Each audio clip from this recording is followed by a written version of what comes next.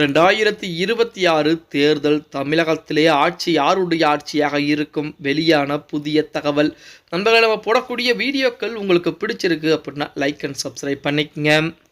நண்பர்களே, மே மாதம் 4ஆம் தேதி முடிவுகள் என்பது எண்ணப்பட இருக்கிறது. இன்னும் 6 நாட்கள் தான் இருக்கிறது. அன்றைய தினம் நமது சேனலிலே 10 நிமிடத்திற்கு ஒரு காணொலிகள் வந்து கொண்டே இருக்கும். மறக்காம சப்ஸ்கிரைப் பண்ணிக்கங்க. தமிழக அரசியல் களம் தற்போது ஒரு மிகப்பெரிய மாற்றத்தை எதிர்நோக்கி காத்திருக்கூடிய இந்த நிலையிலே முன்னணி தொலைக்காட்சி ஒன்றில் அரசியல் விமர்சகர்கள் ஒருவர் முன்வைத்த கருத்துக்கள் சமூக வலைதளங்களிலே மிகப்பெரிய விவாத பொருளாக மாறியிருக்கிறது. குறிப்பாக வரும் அந்த தேர்தலிலே அதிமுக ஆட்சியை பிடிக்கும் என்றும் திமுக எதிர்க்கட்சி அந்தஸ்துக்கு தள்ளப்படும் என்று அவர் கணித்திருக்கிறார். அதேபோல் நடிகர் விஜயின் தமிழக வெற்றி கழகத்தை பற்றி பேசும்போது சீமானின் நாம் தமிழர் கட்சியை விட விஜய் குறைவான வாக்குகளை பெறுவார் என்றும் சுமார் 150 தொகுதிகளில் தமிழக வெற்றி கழக வேட்பாளர்கள் டெபாசிட் கூட வாங்க மாட்டார்கள் என்று அவர் அதிரடியாக கூறியிருக்கிறாராம்.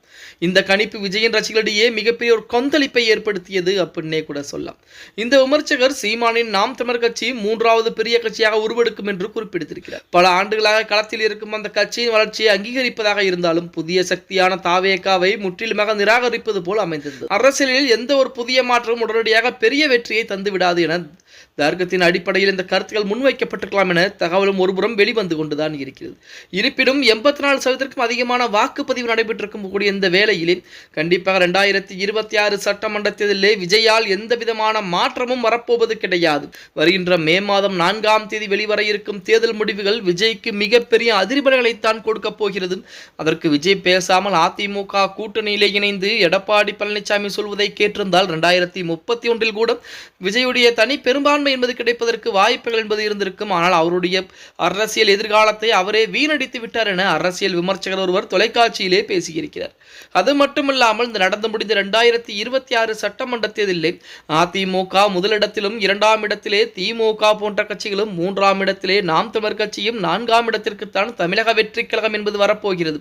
அதாவது நாம் தமிழர் கட்சியை பொறுத்த வரைக்கும் அது பல காலங்களாக இருக்கக்கூடிய இந்த வேளையிலே இந்த முறை நாம் தமிழர் கட்சிக்கு மிகப்பெரிய அங்கீகாரமும் கிடைக்கப் போகிறது. ஆனால் முதலிடத்தை பொறுத்த வரைக்கும் அதிமுகவுடைய ஆட்சி தான் அடுத்த 5 ஆண்டுகளுக்கு இருக்க போகிறது. எடப்பாடி பழனிசாமி இதுவரைக்கும் முதலமைச்சராக மக்களால் தேர்ந்தெடுக்கப்படவில்லை என சொல்லப்பட்ட அந்த வேளையிலும் இனி வரக்கூடிய நாட்களே மக்களால் தேர்ந்தெடுக்கப்பட இருக்கிறார் அப்படிங்கிற தகவலை ஒரு விமர்சகர் அதிரடியான சொல்லியிருப்பது, அதுவும் தொலைக்காட்சி விவாதங்களிலே சொல்லியிருப்பது மிகப்பெரிய ஒரு பரபரப்பையும் மற்ற நபர்களிடம் மிகப்பெரிய ஒரு கோபத்தையும் ஏற்படுத்தி இருக்கிறது அப்படின்னே கூட சொல்ல.